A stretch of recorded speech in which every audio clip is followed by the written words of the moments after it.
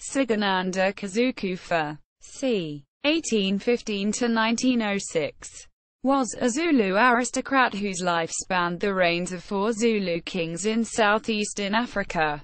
In an address by Mangosuthu Buthelezi at Endlamadoda-Nkandla on 15 September 2001, he said that Inkosi Sigananda's grandfather was Inkosi Mvakela, who married a sister of Nandi, King Shaka's mother, and that his father was Inkosi Zokufa.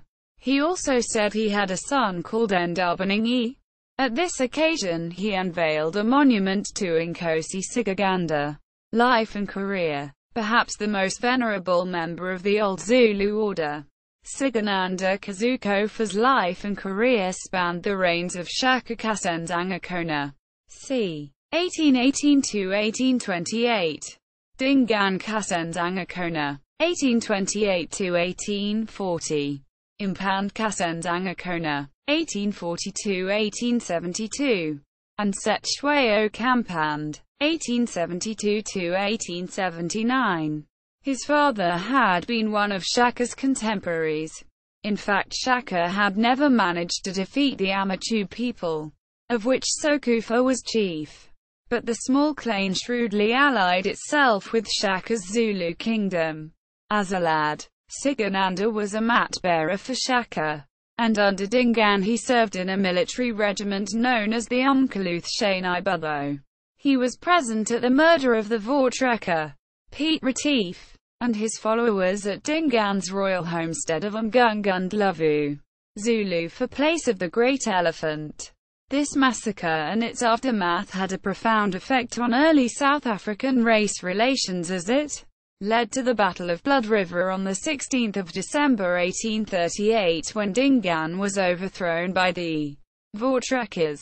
After Dingaan's overthrow, he was succeeded by his half-brother Impand.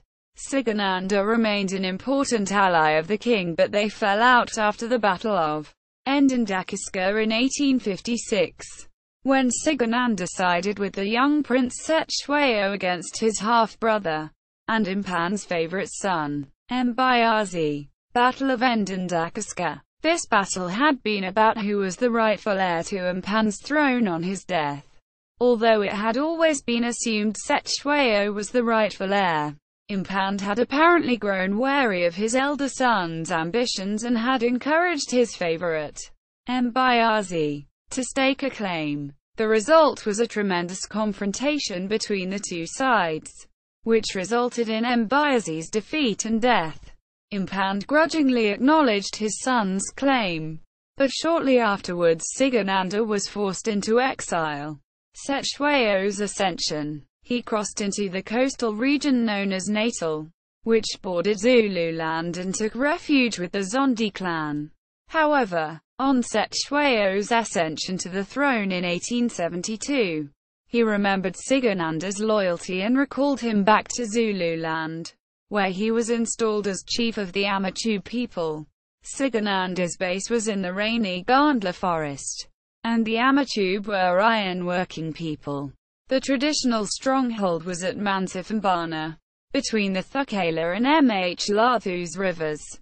Sigananda survived the Anglo-Zulu War of 1879, in which the British invaded Zululand and overthrew the Zulu kingdom. After the war, Zululand was divided into 13 chieftainships and Setshwayo was exiled to Cape Town. Sigananda became involved in the civil war which broke out as a result of Britain's divide-and-rule tactics. The Zulu essentially split into 2 camps. The Mandlakazi, led by a powerful former ally of the royal house, Zibhebu Kamafitha, and the royalist Uzithu, led by Setshwayo on his return from exile. His half-brothers, and other elders such as Sigananda, Bambe the rebellion. When the Mandlakazi beat and scattered the Uzithu, Sigananda came to the rescue of his king by providing refuge for him in the Nkandla forest. Setshwayo died soon after, and was buried in Sigananda's territory. The old man remained as feisty as ever, though, and in 1906 became embroiled in the Battle of Mome Gorge. After allying himself with the young firebrand Bambe the Comanchinza of the Zondi clan. His support for Bambe may have had something to do with the fact that Sigananda had been shielded by Bambertha's grandfather during his exile in Natal all those years ago. But when the rebellion collapsed, Sigananda surrendered to the British. While in captivity, he entertained his captors with stories of the great Zulu kings. One soldier was moved to remark that an old man nearing 100, and so obviously adored by his people, had no place in the dank prison to which he had been confined. But, while awaiting his sentence under martial law, Sigananda died of natural causes.